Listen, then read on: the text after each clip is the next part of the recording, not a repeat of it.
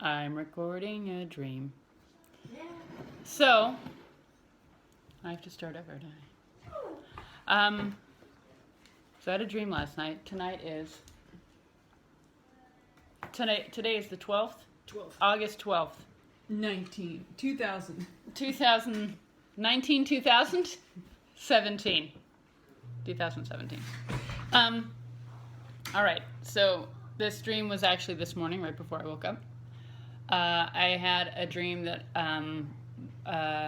where we lived right above the dam, and that the way that it was set up is the dam was here, there was a railing right in front of it, big railing, and then this beach where the shore was shallow for a long time, so you could walk out almost to the railing. You couldn't go past the railing because the dam was right there, and it was big like our dam, like really big.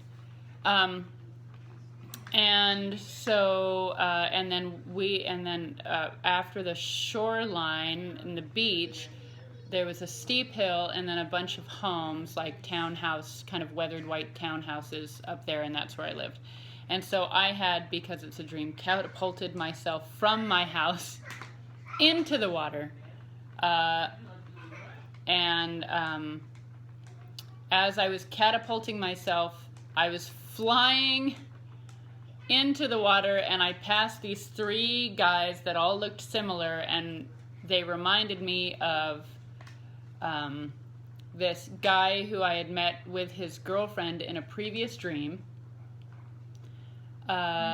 which I don't actually think I had a dream previously. I think it was just like there was this memory of spending time with this couple and getting to know them, and like inviting them to dinner or something like that, where we really made a day of it and connected with this group. And all three of the guys reminded you of this one person?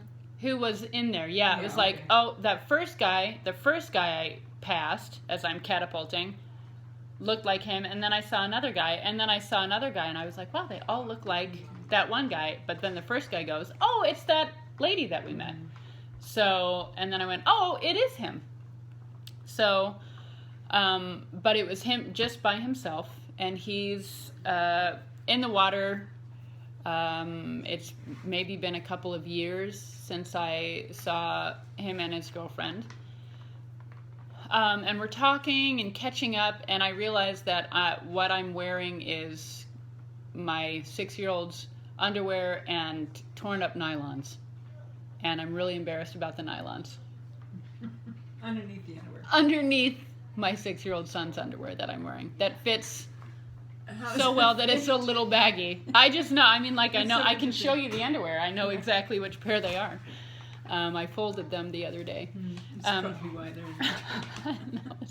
and they fit just like they fit on Gideon. And I'm like, I'm not a 6-year-old boy. So anyway, we're talking and we're connecting. And we're having such a great time, just relationship and connecting, that I'm like, I want to keep at this, but I'm wearing like ratty nylon, so I need to get out of those. So I was like, I'll be right back. And I ran up to my house and I changed out of my nylons and put Gideon's underwear back on. And Mark is upset because I think he can tell. He can tell there's a shift. I'm enjoying spending time with this guy because we're connecting, we're talking, there's relationship there, it's fun. And it's something that I am really enjoying, and Mark is upset because he doesn't want me to enjoy that with another guy. And I am frustrated with Mark because he's in my way from enjoying that, from enjoying relationship. And I said, just come down, it'll be, we all know him. So just bring the kids down, we'll all go down, we'll play at the beach. But I'm kind of blowing him off when he's showing that he's upset and he doesn't want me to go down there. But I do know that he's going to bring the kids down and come down.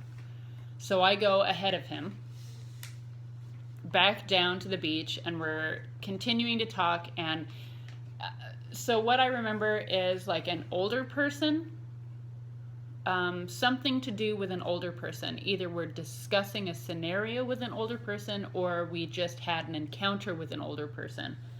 And something in that scenario or encounter, there was some morally questionable behavior.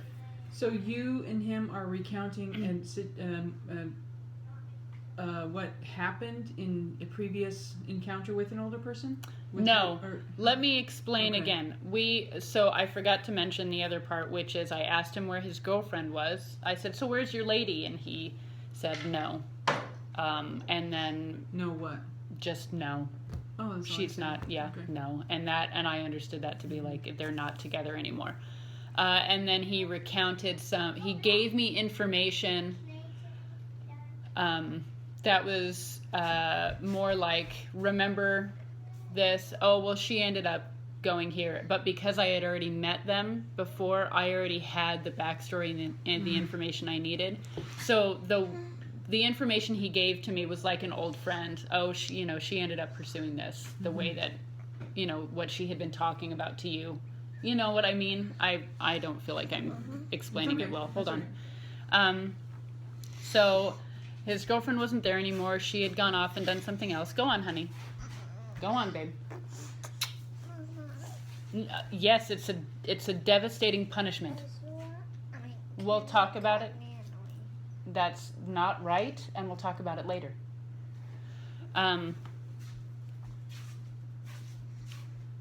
So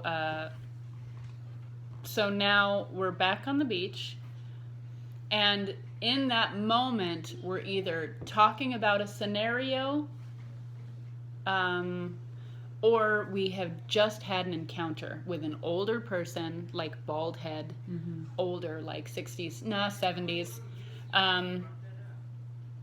where there was some morally questionable behavior. That's all I remember, is seeing a bald head, and then us talking about the situation, and me going, but it's okay. And him going, no, Angie, it's not okay. And not, there was kind of this playfulness in the talk, but it was like, not really. No, it's not okay, because of this, this, and this. And so now I'm trying to defend what I just said, which is, well, people do what they do, so it's fine. And this guy is kind of on the other side going, well, really, do you think it's just fine, if people, whatever. So we're having this back and forth.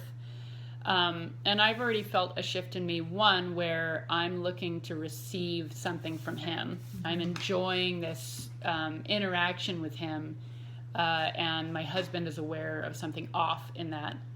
And two, I'm compromising my moral compass. I'm compromising the integrity and conviction that I have in what I know to be right and wrong, the truth and not the truth. I'm feeling that inside, and just going, well, and so I feel the need to defend it. And we're talking, I've got this beach ball, and we're kind of going back and forth, and I end up right up against the railing before the dam, and it breaks. And I flip behind it, and now the railing is in front of me, and I grab hold of this guy, and at this point, again, I remember that his name is Bjorn. And I said, don't let go of me. And he asks why, and he doesn't ask why in a, like, he's going to drop me or let go, but just in a, why do you want to live sort of thing. Just why, very innocent. And I go, I just don't want to go over the dam. And it was like this recognition that, like, this could be it. And I look up toward the house, I remember, and going, they haven't come down yet. And so they're like, Mark and the kids still aren't on their way yet, and here I am holding on to this guy, and as I realize that he's just standing there like I'm standing there, and he doesn't have anything to brace himself to because the railing broke and it's pulling me, that he lets go. And not like he lets go, but it just, we come apart, our hands come apart because there's nothing for him there's just no way. And I go, whoop, like that, into the water and then up over the dam.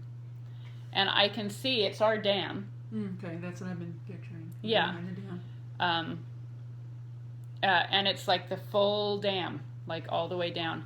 And so, and I'm tumbling down the dam, and I'm seeing like it's our dam. You know, I'm recognizing, like, I don't know how, but it's like the concrete looks the same in the whatever level things, those 11 gates. That's all there. And I'm tumbling, and I'm just realizing, like, that was it. Like, there's nothing else. That's it. And then I woke up, and that was my dream.